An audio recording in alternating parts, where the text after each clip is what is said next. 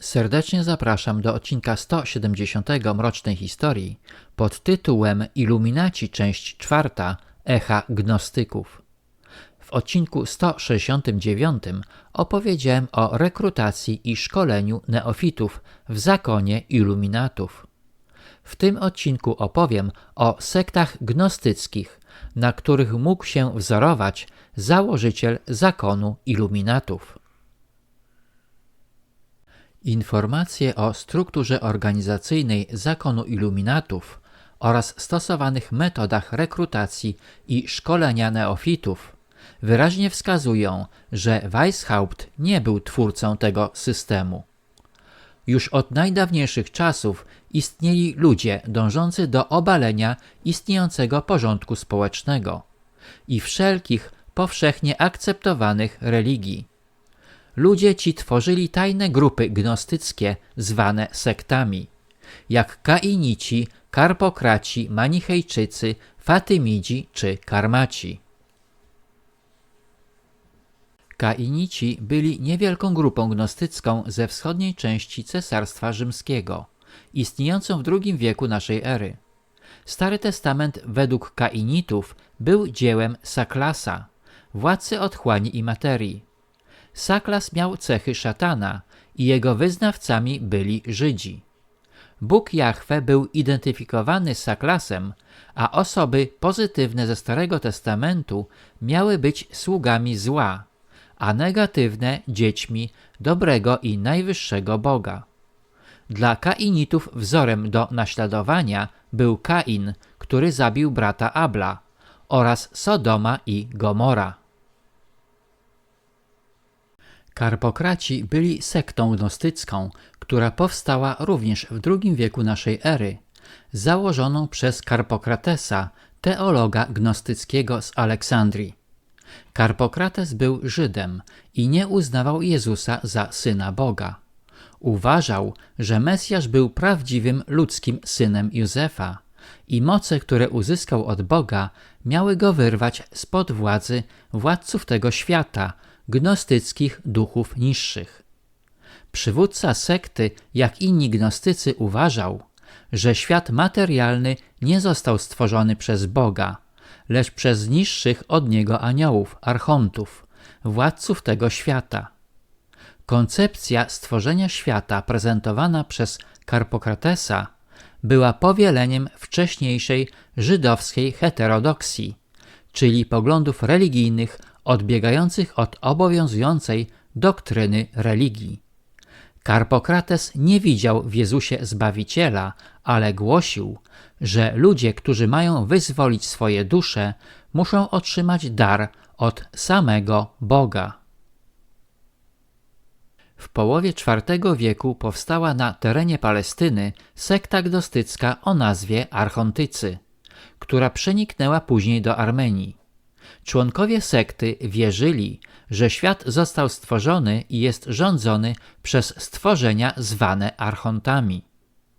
Święty Epifaniusz z Salaminy, opisujący sektę archontyków, pisał, że zapoczątkował ją Piotr, młody duchowny, żyjący na terenie Palestyny. Ponieważ Piotr miał poglądy gnostyckie, został potępiony przez Aecjusza i zbiegł do Arabii, która była centrum herezji ebionitów. Ebionici należeli do nurtu judeo-chrześcijańskiego, istniejącego w rejonie Palestyny od I do V wieku naszej ery. Nazwa ebionitów, czyli ubogich, nawiązuje między innymi do tekstu świętego Mateusza: błogosławieni ubodzy w duchu, bo do nich należy Królestwo Niebios. Piotr powrócił do Palestyny i został kaznodzieją i pustelnikiem, mieszkając w jednej z jaskiń nieopodal Jerozolimy. Kiedy w 361 roku po śmierci rzymskiego cesarza Konstancjusza II do Palestyny przybył Eutaktus z Egiptu, zaczął głosić doktrynę, która zafascynowała Piotra.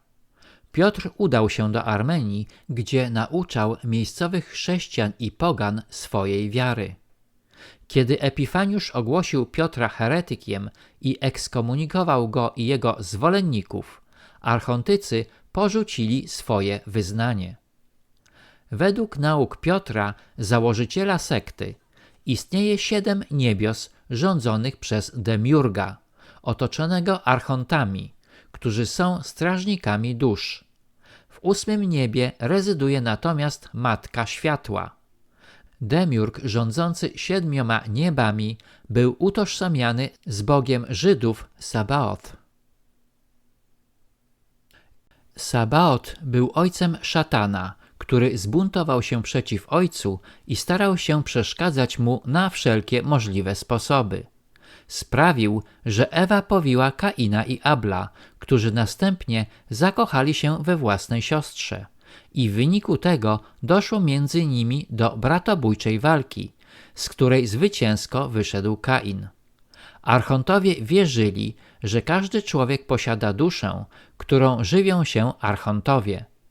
Aby uniknąć unicestwienia, należy posiąść wiedzę tajemną, która umożliwi duszy uniknięcie archontów i sprawi, że dostanie się ona do raju, gdzie będzie żyła u boku matki i ojca wszystkiego. Fatymidzi byli ismailicką dynastią kalifów, panującą w północnej Afryce w latach 909 do 1171. Swoje pochodzenie wywodzili od Fatimi i Alego. Założyciel dynastii Fatymidów, Abd Allah ad-Mahdi, przypisywał sobie tytuł Mahdiego, odpowiednika Mesjasza w religii żydowskiej. Głównym celem sekty była walka o władzę z Abbasydami, którą zdobyli w roku 1059, zajmując Bagdad. Jednakże Turcy Seldżudcy odbili Bagdad i uratowali Abbasydów, zajmując posiadłości Fatymidów w Syrii i Palestynie. Kiedy zagrożeni przez krzyżowców Fatymidzi zwrócili się o pomoc do sunnickiego władcy Syrii, Nur ad-Dina, on przysłał im Saladyna, który obalił dynastię i przywrócił panowanie sunnizmu w Egipcie w roku 1171.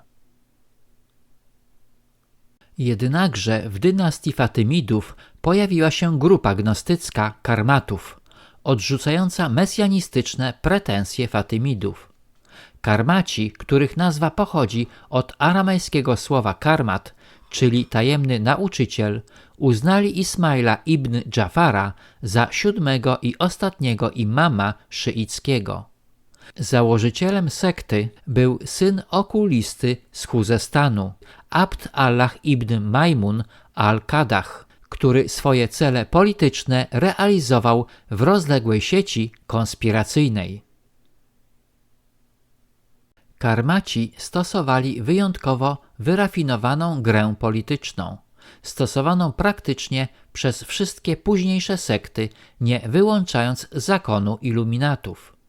Gra polegała na zadawalaniu każdej grupy opozycyjnej w kalifacie. Dla szyitów był to spisek szyicki przeciw sunnitom. Dla haradżytów przyjmował zabarwienie demokracji społecznej. Dla perskich nacjonalistów był to spisek antyarabski. Dla wolnomyślicieli obietnica zupełnego liberalizmu. Wśród adeptów podważano wiarę w islam sunnicki na rzecz ślepego posłuszeństwa wobec imama, podczas gdy sam imam był sceptykiem w sprawach religii. Sekta karmatów istniała od X do końca XI wieku i jej członkowie nazywani byli bolszewikami islamu, ponieważ głosili równość wszystkich stanów i kast, czym zdobyli szerokie poparcie wśród najbiedniejszej części społeczeństwa. Wygląda na to, że to właśnie karmaci, głoszący hasło równości, byli jednymi z prekursorów ideologii nazwanej w XIX wieku komunizmem, a którą propagował profesor z Bawarii Weishaupt w swoich hasłach wolności, równości i braterstwa. Aktualnie gotowe do sprzedaży są 3 tomy zamazanych obrazów, które będą dostępne tylko w formie papierowej. Ponieważ produkcją książek zajmuję się osobiście, Nakład jest ograniczony. Zainteresowanych nabyciem książek proszę o kontakt e-mailowy na janbalc@wp.pl. Serdecznie pozdrawiam.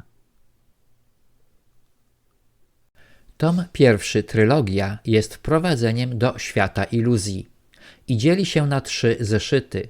Zeszyt pierwszy Iluzja, zeszyt drugi Wiatr ze wschodu oraz zeszyt trzeci Wiatr z zachodu. Proszę przeczytać opis do książki. Tom drugi Płonąca pochodnia Prometeizm, zeszyt czwarty.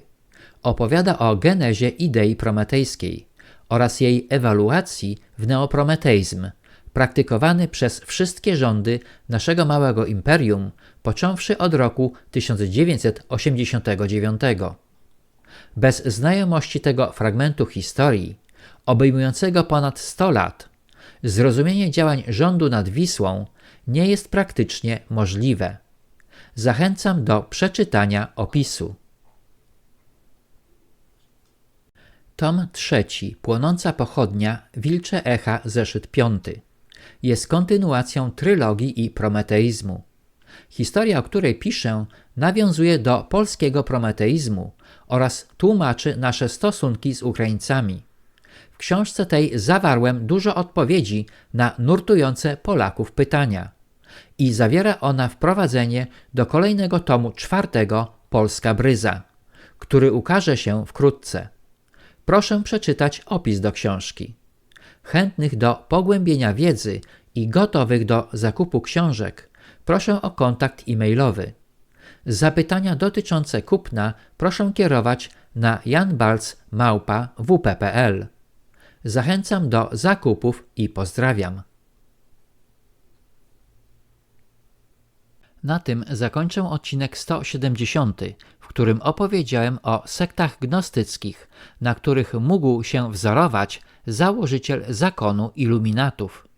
Serdecznie zapraszam do odcinka 171 pod tytułem Iluminaci część 5 Wybrańcy.